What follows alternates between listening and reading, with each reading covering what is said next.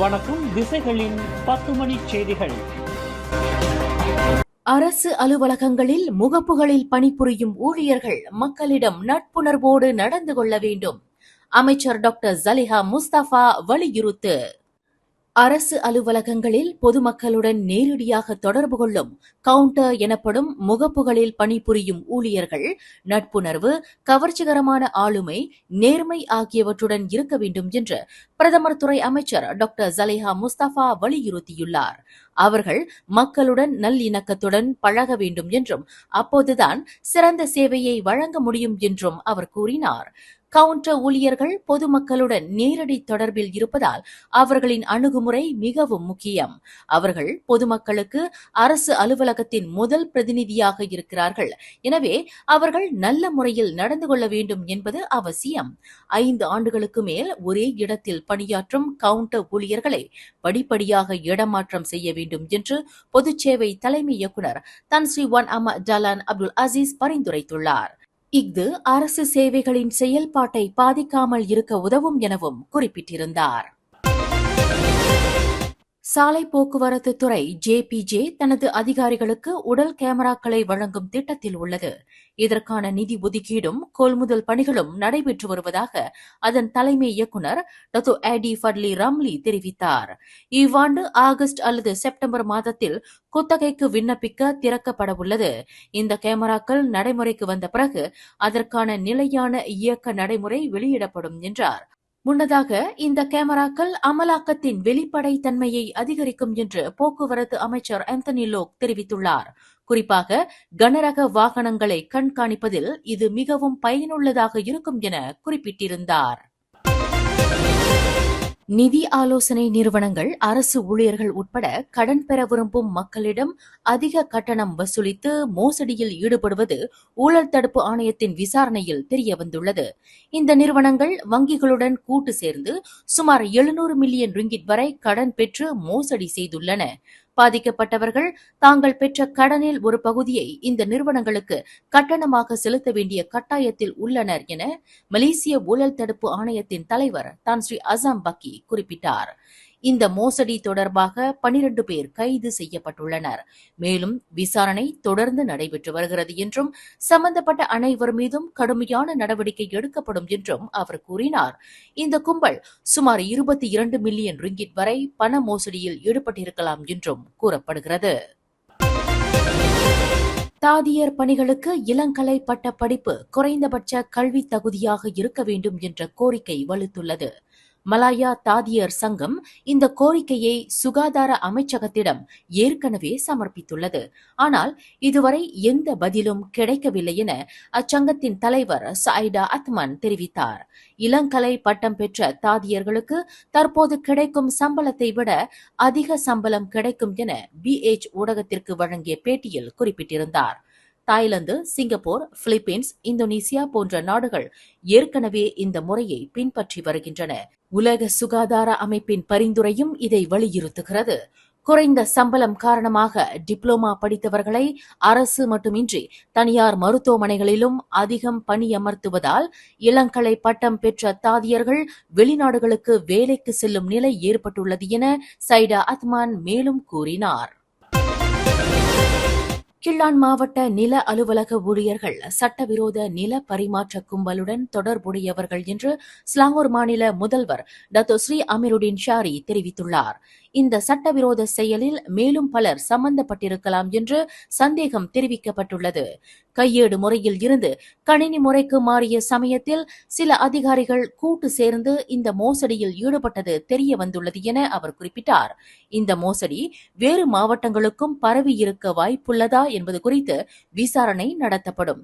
தொழில்நுட்ப மாற்றங்களையும் கணினி பராமரிப்பு நேரத்தையும் பயன்படுத்தி இந்த கும்பல் மோசடியில் ஈடுபட்டது கண்டறியப்பட்டுள்ளது. இந்த மோசடியில் ஈடுபட்ட 17 பேரில் 7 பேர் அரசு ஊழியர்கள் ஆவர். அவர்கள் அனைவரும் விசாரணை முடியும் வரை வேறு பிரிவுகளுக்கு மாற்றப்பட்டுள்ளனர் என அவர் மேலும் சொன்னார்.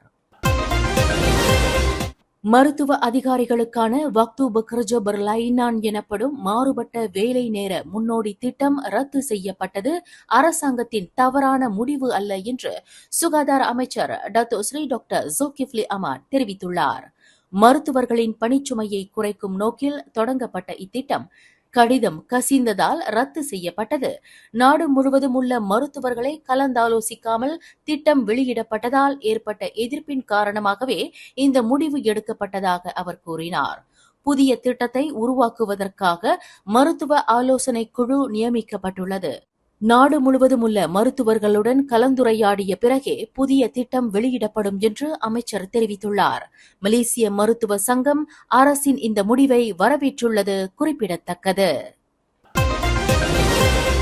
நில உரிமை மோசடி கும்பலில் வழக்கறிஞர்கள் போன்ற நிபுணர்களின் தலையீடு இருக்க வாய்ப்புள்ளது என்று புக்கிட் அமான் வணிக குற்ற புலனாய்வு துறையின் டாக்டர் ஸ்ரீ ராம்லி முகமது யூசுப் தெரிவித்துள்ளார். இதுபோன்ற மோசடிகளில் உள்புற வெளிப்புற நபர்களின் கூட்டு சதி இருக்கக்கூடும் என்றும் தற்போது விசாரணை இறுதிக்கட்டத்தில் இருப்பதாகவும் தெரிவித்துள்ளார். இந்த மோசடியை மேலும் விரிவாக விசாரிக்க உள் தணிக்கை செய்ய வேண்டும் என்றும் அவர் பரிந்துரைத்துள்ளார். கடந்த ஜனவரி 1 முதல் தொடங்கப்பட்ட ஆப் துங்காக் சோதனையின் மூலம் தாய்லாந்தைச் சேர்ந்த 163 வாகனங்களுடன் 182 வெளிநாட்டு ஓட்டுநர்கள் நிலுவையில் உள்ள சமன்களை கொண்டிருப்பது கண்டறியப்பட்டுள்ளது. இதுவரை 4,25,104 ரிங்கிட் வசூலிக்கப்பட்டுள்ளது. அதிகபட்ச குற்றங்கள் ஐசிபி எனப்படும் அனைத்துலக சுழற்சி அனுமதியை தவறாக பயன்படுத்துவதை உள்ளடக்கியது. 16 தாய்லாந்து வேன்கள் பறிமுதல் செய்யப்பட்டுள்ளன என கூறியுள்ளார் போக்குவரத்து துறையின் தலைமை இயக்குநர் டத்தோ எடி ஃபட்லி ரம்லி. பர்லிஸில் தடுத்து வைக்கப்பட்ட ஒரு வேனின் உரிமையாளர் 3 ஆண்டுகளில் 85 சமன்களை பெற்றிருந்தார். பின்னர் 25,500 ரிங்கிட் செலுத்தி அவற்றை தீர்த்து வைத்தார். தாய்லாந்து வாகனங்கள் நாட்டின் சட்டங்களை மீறுவதை தடுக்கும் நோக்கில் இந்த நடவடிக்கை எடுக்கப்படுகிறது. வெளிநாட்டு ஓட்டுநர்கள் ஐசிபி அனுமதியை தவறாக பயன்படுத்துவதையும் பயணிகளை ஏற்றுவதையும் ஜேபிஜே கண்டறிந்துள்ளது என்பது குறிப்பிடத்தக்கது.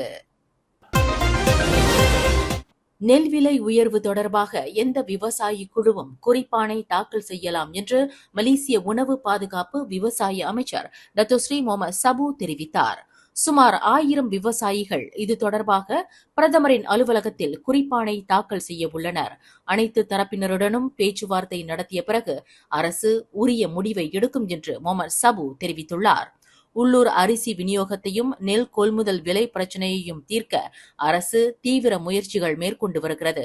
அனைத்து தரப்பினருக்கும் பயனளிக்கும் வகையில் ஒரு தீர்வு காண அரசு முயற்சித்து வருகிறது.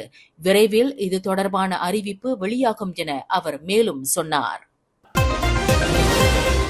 ஜோஹர் பாருவில் உள்ள கம்பாஸ் டோல் சாவடியில் இன்று அதிகாலை நிகழ்ந்த கார் விபத்தில் 23 வயது இளைஞர் ஒருவர் உயிரிழந்தார்.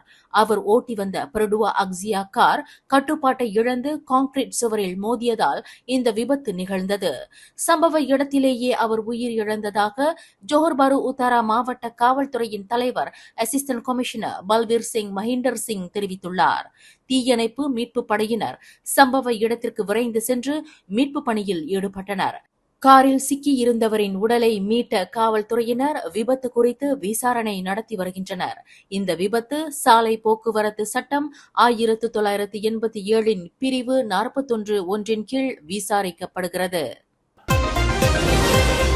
நாட்டின் பூப்பந்து அணியின் மகளிர் அணியான பெர்லிதான் அம்தீனா ஜோடி இந்தோனேசியா மாஸ்டர்ஸ் பூப்பந்து போட்டியின் இறுதிச் சுற்றில் தென்கொரிய ஜோடியிடம் தோல்வி அடைந்தனர்.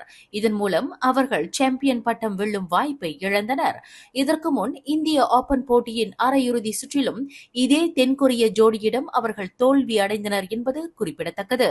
முதல் சுற்றில் தடுமாற்றத்துடன் தொடங்கிய பெர்லிதான் அம்தீனா 12-21 எனும் புள்ளிகளில் தோல்வி அடைந்தாலும் இரண்டாவது சுற்றில் சிறப்பாக விளையாடி 21-17 எனும் புள்ளிகள் பெற்று வென்றனர். மூன்றாவது சுற்றில் இரு அணிகளும் சமமாக போட்டியிட்டாலும் 18-21 எனும் புள்ளிகள் பெற்று தென்கொரிய ஜோடி இறுதியில் வெற்றி பெற்றது. இந்த தோல்வியின் மூலம் பெர்லிதான் அம்தீனா சுமார் 1,64,284 ரிங்கிட் பரிசு தொகையை இழந்தனர். இதற்கு முன் பெர்லிதான் அம்தீனா ஜோடி ஹாங்காங் ஓபனில் சாம்பியன் பட்டம் வென்றது குறிப்பிடத்தக்கது. கிமாமான் சந்தையில் தாக்கப்பட்ட மாற்றுத்திறனாளி தற்போது சீரான உடல்நிலையில் மருத்துவமனையில் சிகிச்சை பெற்று வருகிறார். அவரது மருத்துவ அறிக்கை இன்னும் முழுமையாக தயாராகவில்லை என்று தெலங்கானா மாநில அரசு தெரிவித்துள்ளது.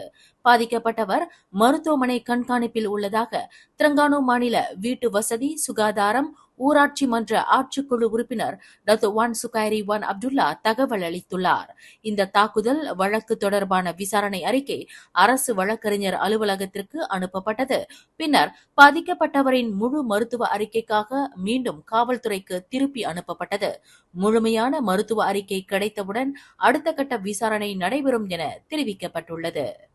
மேலும் செய்திகளை தெரிந்து கொள்ள கீழே இருக்கும் பெல் பட்டனை அழுத்துங்கள். உங்கள் மகிழ்ச்சியை வெளிப்படுத்த லைக் மற்றும் ஷேர் செய்யுங்கள். தொடர்ந்து திசைகளோடு இணைந்திருக்க சப்ஸ்கிரைப் செய்யுங்கள்.